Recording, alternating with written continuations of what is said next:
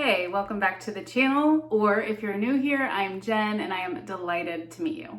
Today we're going to talk about, briefly, my experience on a carnivore diet and what's happened over the last couple months that I've made some changes to it, aka I've been adding some plant foods, some carbs. Now, if you're brand new, I will give you a little bit of background here, but if you're not new, don't worry, it's just the Cliff's Notes. It's enough to catch people up, but it's not so much that it'll bore the heck out of you. About 2 years ago, I started the carnivore diet specifically to heal from multiple health issues that I've been dealing with for decades, most of my life, really. Those were psoriasis, vasculitis, and chronic strep throat infections. The diet helped me so much with those things, more than I expected, honestly. So much so that about 1 year ago, a little over a year ago, I was able to get off all my medications, including the immunosuppressant for my psoriasis, which is a big deal. I mean, it's basically poisoning you so that your immune system doesn't work the same.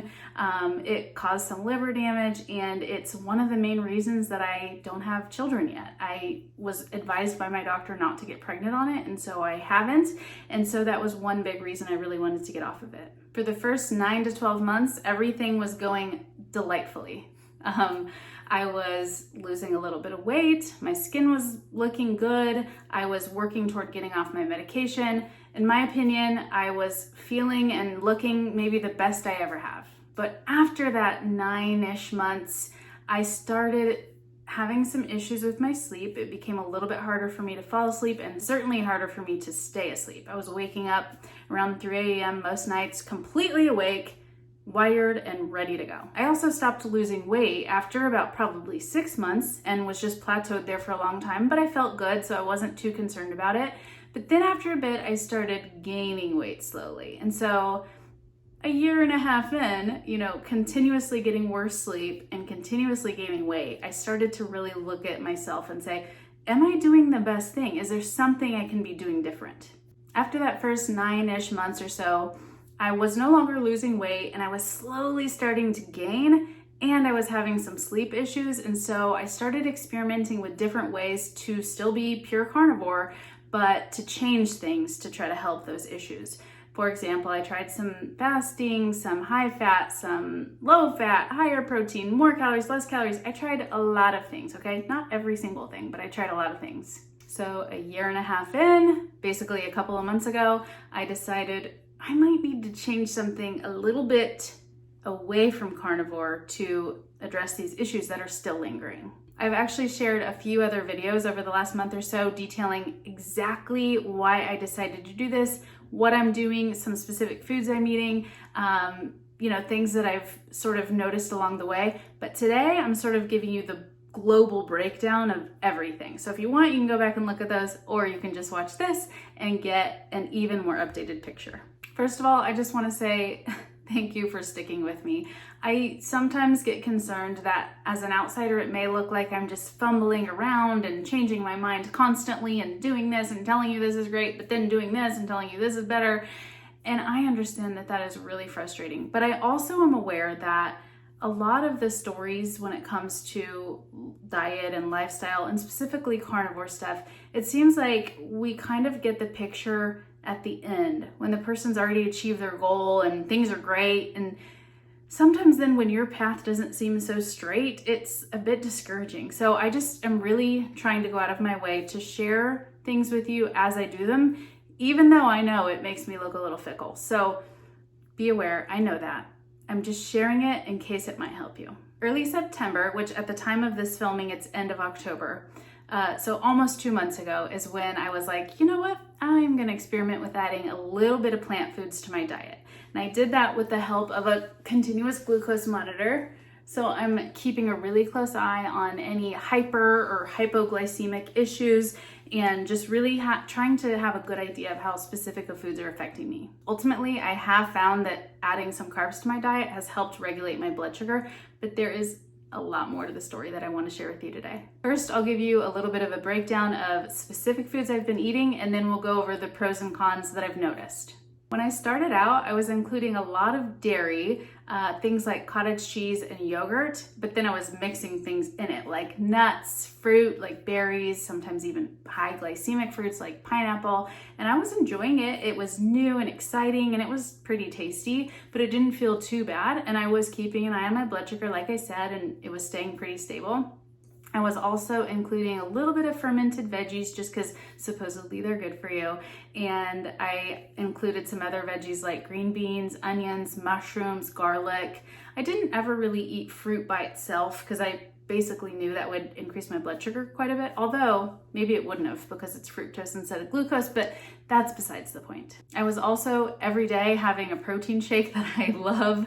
I've mentioned it before. It's basically raw milk, protein, avocado, and ice. So I was having that every day in addition to those other things I mentioned. Plus I was making some recipes for my boyfriend, but trying to make things that we could both eat, you know, because he's standard American diet. I'm coming from carnivore. So it was very keto recipes, mostly focused on meat, but including seasonings and sometimes a little bit of veggies, usually non-starchy ones. So some examples might be chili without beans, or this taco soup that we both love, which has taco seasoning, has some green beans. It also has corn. So I know that's not low glycemic, but I did have that. And then on occasion, we'd go out to dinner or grab to-go food. So for example, from Qdoba or like a Chipotle type of thing, I would get a bowl with beef, sour cream, cheese, salsa, and maybe a little bit of lettuce. So it was very keto, probably ketovore if you want to put a label on it, but it was not purely carnivore, and it did have a little bit of carbs. It was exciting to add those new foods. I think I was kind of getting a little carried away with that somewhat, just the novelty of it. But generally it was good and I didn't have any particularly negative effects. As I mentioned before, pretty much all of those things were blood sugar friendly, so I felt good about that. And I was generally feeling pretty good, and I started to lose a couple of pounds and started to notice my sleep getting a little bit better, though the data is a bit complicated because I was taking melatonin at that time. We'll circle back and talk about sleep, don't worry. But I was starting to notice a couple little nagging things. One of those nagging things was a bit of minor pain, specifically in my feet when I first get up out of bed. And I'm not talking about plantar fasciitis if you're automatically thinking that's what it is. It's definitely not that.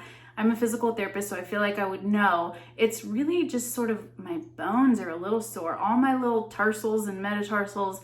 And it's like I have to take 5 minutes worth of steps to sort of let them settle into place. I don't know how to describe it any better than that, but that is something that I used to experience before being carnivore for years. I mean, it's very minor. I never was concerned about it, but I just noticed it every day, just a little bit of discomfort in my feet, specifically in my feet bones. And also a little bit of a nagging pain in my low back after sitting too long or when first getting up. Again, it felt just sort of a deep, mild, bony ache. And I'm assuming that coming back after a year and a half of not experiencing that is from increased inflammation from the plant foods. The addition of plants to my diet has also changed my bowel habits in a way that I would say is not particularly good. Now, before I was a carnivore, I spent my whole life being chronically constipated. My doctor made me get a colonoscopy at one point because I pooped so infrequently, and it just was never a comfortable experience for me. I've mentioned multiple times that I basically never met a toilet I didn't clog up because of my really hard poops. Now that's all before carnivore. As a carnivore, that was not an issue. I still sometimes went 4 or 5 days without pooping, but when I did go, it was soft and easy to pass and not an issue at all. I absolutely believe it was the increased fat in my diet that improved my bowels so much, and I completely believe that anyone who thinks that you have to have fiber to have a healthy bowel regimen is misinformed. Since adding plant foods, though, things have changed a little bit. I'm probably going on average every 3-ish days, I would say, but my poops on the Bristol scale as a carnivore were like a 4 to 5, and now they're more like 1 to 3. If you're not familiar with the Bristol scale, what that means is when they were 4 to 5, they were soft, easy to pass, kind of looked like a banana, okay? But 1 to 3 is more hard, sausage-like cracks in the surface, and going down to the 1 is really hard, like hard lumps, just little pebbles. So I'm sure that's more than you cared to know about me, but my poop has changed to more like that. I 100% believe it's because I'm getting less fat in my diet, and now I'm getting some fiber, but not enough to rely on fiber to actually help me. Though, before I was carnivore and I tried increasing fiber a ton, that didn't help either. So it's probably that adding carbs has displaced fat in my diet.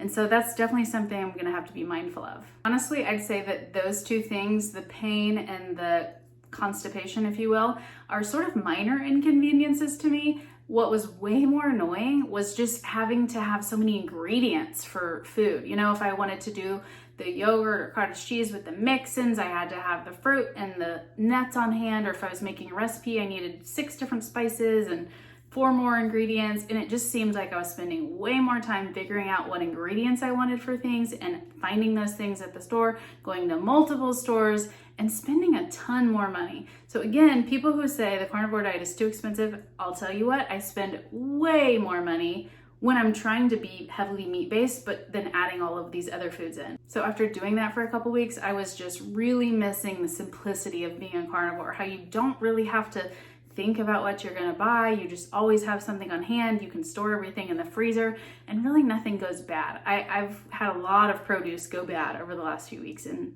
I do not like that. Again, that's annoyed the heck out of me, but there's something way worse that I want to tell you about. I actually recently shared a video detailing exactly how different foods have affected my blood sugar, and one such food that I was experimenting with a little bit was chocolate.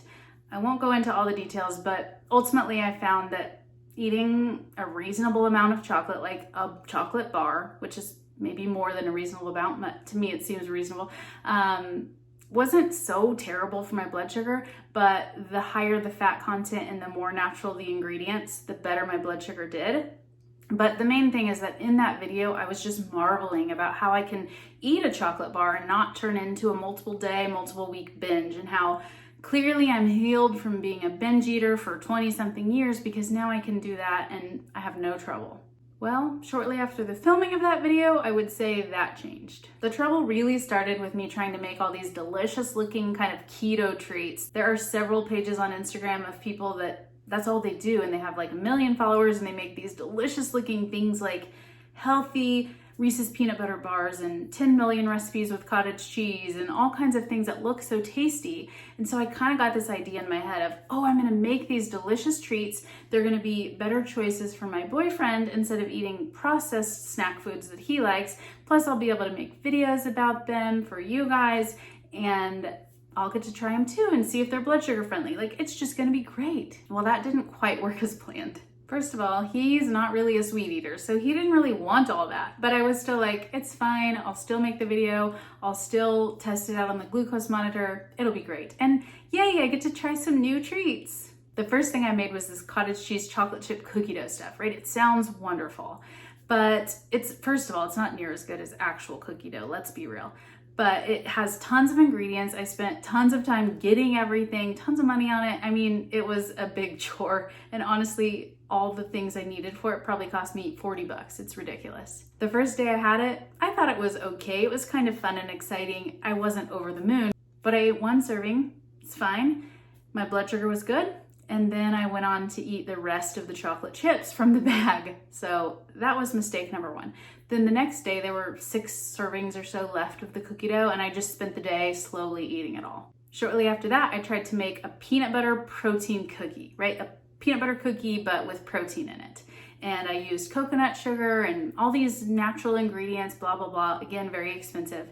And I ate 6 of them. Again, they were pretty good for my blood sugar, but I just felt like I just ate 6 cookies. It's almost bedtime. I'm not even hungry. Like, I started to recognize this is creating a bit of a problem with me. So I threw the other 6 away. If you've ever been a binge eater, you might know where this is going. The next day, I dug those 6 cookies out of the trash and I ate them. That is not at all something that I feel good about. That's very embarrassing, but I just want you to kind of have a picture of how I went from completely in control for 1.5 years, no cheats on a carnivore diet, to eating cookies out of the trash can.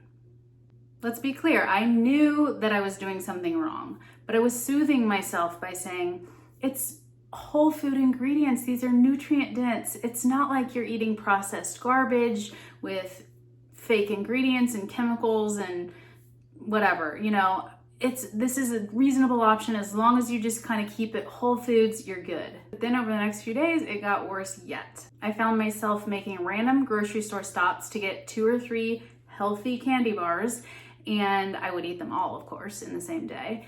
And then I would go to Sonic and get like a diet limeade. Again, watching my blood sugar. Now that's interesting because it does make your blood sugar go up. But anyway, the point is, it's all in the name of science. I'm just experimenting. That's kind of what I was telling myself.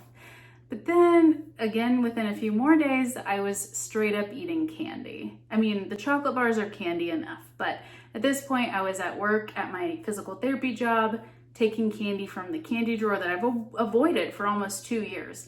And this one particular day, I ate multiple fun-size M&Ms, Hershey bars, Laffy Taffies.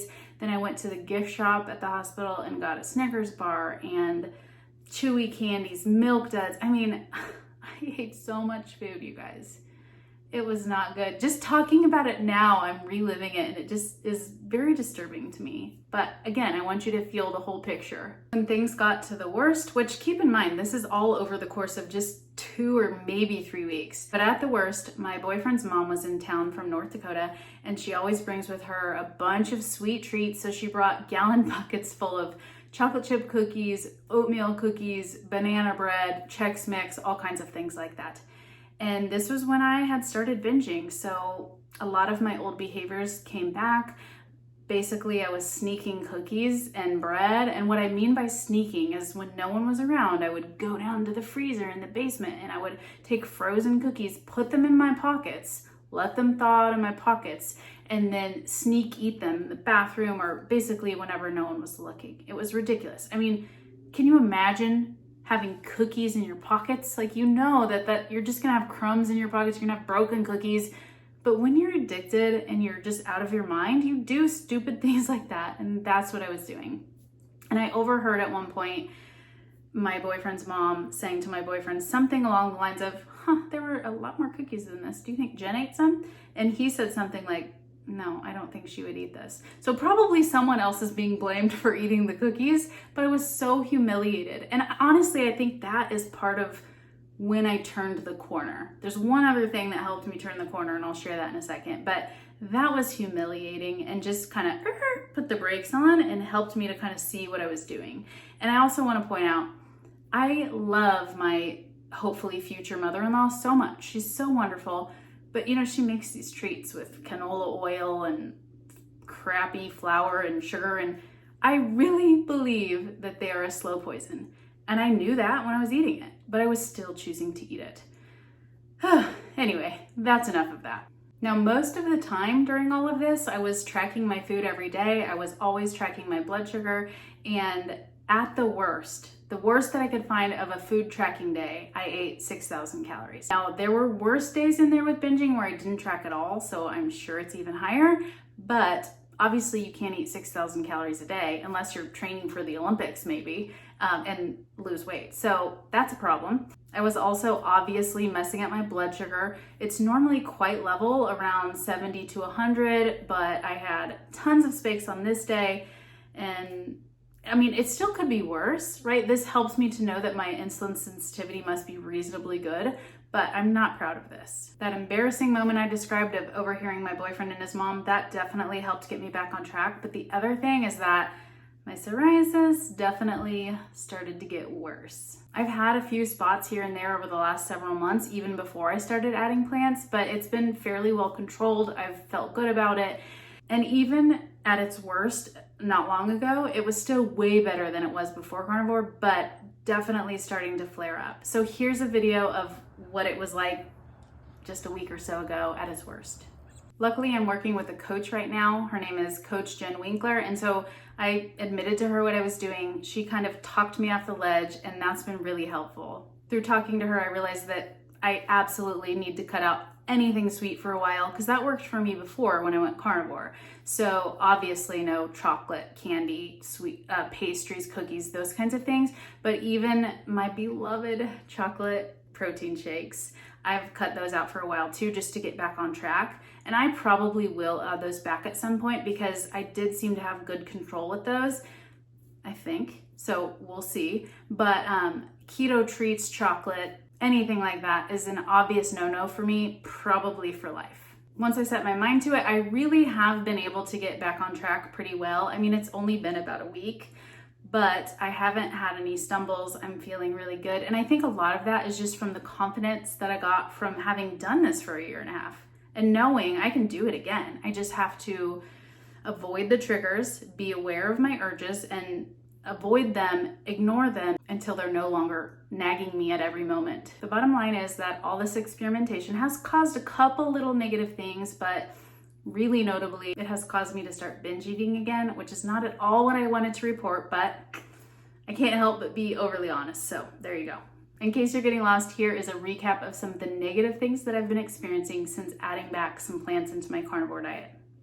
Well, no longer carnivore diet, formerly carnivore diet. Those negatives are a little bit of pain, specifically in my feet and my back, some constipation, increased costs of food and ingredients, and just decreased ease of my lifestyle, a return of my binge eating symptoms, worsening of my psoriasis, and ultimately I did gain a little bit of weight during that time that I was binging. Obviously, none of those things are good, and I'm not trying to say that they are, but there have been some good changes, so I want to share those too. One of those is blood sugar regulation. So obviously when I was binge eating and eating a bunch of processed foods and sugar, my blood sugar was spiking a lot and then dipping a lot. I was having hyper and hypoglycemic issues. But when I've included some plants sparingly and been in control of myself, my blood sugars ranged between about 70 and 100. Here's a couple of examples of that so you can see what I'm talking about. And I've not been having low dips overnight. So in general, I would say blood sugar has been better. My sleep's actually been quite a bit better too. Almost immediately after adding some carbs, I started falling asleep a little bit quicker and just staying asleep a little bit later into the morning. At first, I was taking some melatonin to help me, so it was difficult to know if the improvement was from the melatonin or from the diet change, but I've now been off the melatonin for a little bit and I'm still sleeping pretty well, usually falling asleep within 10 or 15 minutes and sleeping probably about 7 hours on average. So I can pretty confidently say now that my sleep is better, likely related to my diet. Another thing that's improved a lot, kind of related to sleep, is muscle cramps. I've shared multiple times that I've had muscle cramps basically my whole time as a carnivore, typically at night, sometimes during the day too, typically in my legs, but sometimes like in my abs. You know, you reach for something in the car and you just have like one ab muscle that just will not let go. I don't know if you've experienced that, but it's the craziest thing and it's so hard to get rid of. You have to like stand like this and it's crazy. But anyway, that was a big problem for me before. And since adding carbs back, I almost never have cramps. And for the record, yes, I used a lot of electrolytes. I took some magnesium. I did all the things that people say to do, and I was still having cramps. Interestingly though, just recently, a week or so ago, I did an OMAD. So I ate a really big fatty breakfast. It was 6 eggs, 2 tablespoons of butter, 4 slices of bacon, a cup and a half of raw milk, and 2 tablespoons of cream in my coffee. So about 1,400 calories. And then I didn't eat at all for the rest of the day. I kept an eye on my blood sugar and it did dip a couple times late in the day. Nothing crazy. I was asymptomatic, meaning not feeling anything that felt bad. And then during my sleep, I didn't have any issues where blood sugar got super duper low. But that night sleeping, I had so many cramps. I kept having to get up out of bed and stand to get rid of my calf cramps. And then I sat with some friends through their breakfast. I was still not eating at this point, and I would just randomly get a terrible cramp in my glute or my hamstring and have to get up and walk it off. It was ridiculous. And that kind of reminded me that in the past, when I was experimenting with carnivore stuff and I was trying to be in a really deep state of ketosis, I had a lot of extra cramps then too. Now, I've always had cramps the whole time, but it seems like the higher the ketosis, the worse the cramps. And I would say that's kind of been my experience now. I've been mostly cramp free, and then I did an OMAD, definitely was in ketosis. I had the metallic taste in my mouth based on, the macros of the food I ate, the fact that I went over 24 hours without eating. I didn't have my finger stick monitor, so I couldn't test it, but I certainly was in a fairly deep amount of ketosis. My guess is at least 1.5, just based on how I felt before and kind of know how it feels. So I've said for a year probably that I just don't seem to feel my best in ketosis, and I stick by that. And I think one of the big problems is cramps. When it comes to my weight, I honestly can't say yet if adding some plant foods has helped, because at first I did lose a few pounds and I was feeling encouraged. But then, of course, when I was binging, my weight went up quite a bit. So now I've been back on track for about a week and my weight's come back down. I'm at my boyfriend, so I don't have my scale, but based on the way my clothes are fitting, I would say I'm probably in the upper 180s, something like that, maybe a pound or two less than when I first started this experiment. Speaking of weight, I've kind of changed my mind a little bit on what I think is the main culprit for my weight gain. At first, I was hypothesizing that I thought it was due to these hypoglycemic episodes overnight and an elevated cortisol level most of the time because of that and because of stress. And I do think that has something to do with it, but I think the simpler answer is that the biggest problem is that I was eating way too much food. During most of my year and a half on a strict carnivore diet, I wasn't tracking my food. I was sometimes, but most of the time I wasn't.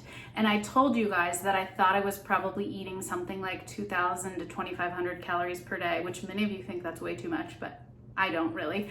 But now for this last couple months, I've been tracking super closely. So I can kind of look at what I'm doing now and retrospectively compare that to before. And I think I was a little off on my estimates before. I mentioned that I had 6,000 calories of food a month or so ago when I was overeating. And I wasn't like overly full. I wasn't super stuffed. I was kind of fine. And now most days I'm trying to keep my calories somewhere between like 1,800 and 2,500, depending on my hunger levels, my activity levels, and all that. But I find that I have to be mindful not to go over that. And that day that I did the OMAD, I mentioned my breakfast was like 1,400 calories. Then I sat through lunch and dinner with my friends and I didn't eat, but I easily could have eaten 1,000 calorie ribeye for both of those meals and not been overly stuffed. I wasn't overly hungry either, but I would have been fine. So I think I could pretty easily guesstimate that my average calories before, when I was trying to lose weight as a carnivore, were probably closer to 2,500 to 3,000, something like that, which clearly would make it difficult to lose weight. Before you slap your forehead and say, duh, dummy, of course you were eating too much food and you need to eat less, calories in, calories out, blah, blah, blah. Before you say all that, I do just want to say, adding some carbs to my diet in general when not binging does help me to eat fewer calories to achieve this goal, I believe, of losing weight. So we'll talk more on that when we talk about my current plan and what I'm eating and what I'm going to do going forward. Okay, let's quickly go over some of the pros of adding some carbs to my diet, some plant foods. It's like interchangeable, but I want to point out they're carbs, but they're also not carnivore, they're plant foods. But those pros are my blood sugar regulation is generally better, my cramps are almost completely resolved, I'm sleeping better, and there's hope that I can lose some weight because I did start to before I threw it all away. But the best thing I've gained from this is tons of knowledge about my physical and mental health and what works best for me. So I'm considering this last 2 months to have been my experimental phase.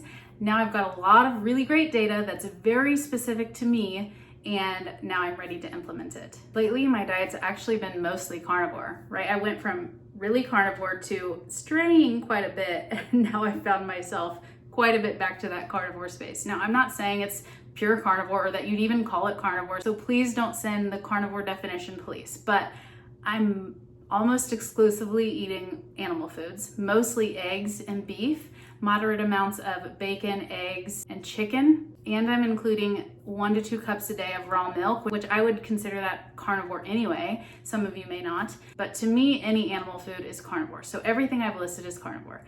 The other things that I'm adding though that do make me feel good and have some sort of purpose: fermented veggies, just a few bites a day, like a sauerkraut kind of thing. And honestly, I wouldn't say that I've noticed a huge improvement in anything with that. It's not harming me. I don't mind it. I don't know if I'll keep it in forever, but just in my brain, I feel like it's good. Now the raw milk, I feel like it is truly healing. When I do have sort of a flare up of my psoriasis, I feel like when I have the raw milk, it actually kind of makes it better. And I know that many of you are like, no, dairy is bad. It's terrible for skin stuff, but that's not really been my experience, at least not raw dairy. So I'm keeping it in for now. And then the other main thing that I'm having basically every day is a can of green beans. I'm just talking like the cheap can of green beans. I open the can, dump it on my plate, microwave it, and eat it with my food. Now, I know there's not really any nutritional value. There's some anti-nutrients. Eating something from a can is bad.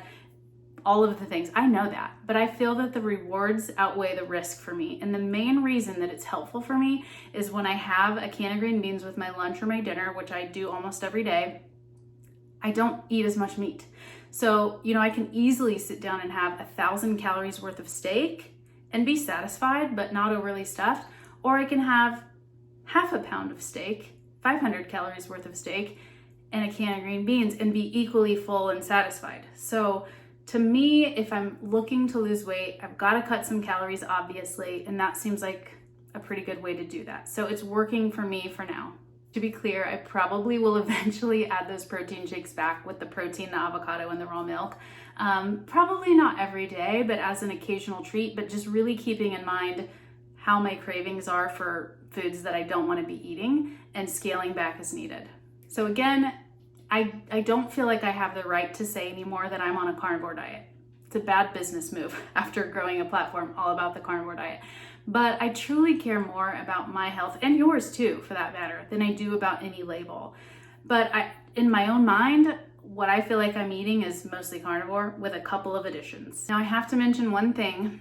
It's that lots of people say if you eat a carnivore diet and you don't cheat and you do it right, you can eat until you're comfortably stuffed, you can't overeat, and you'll lose weight.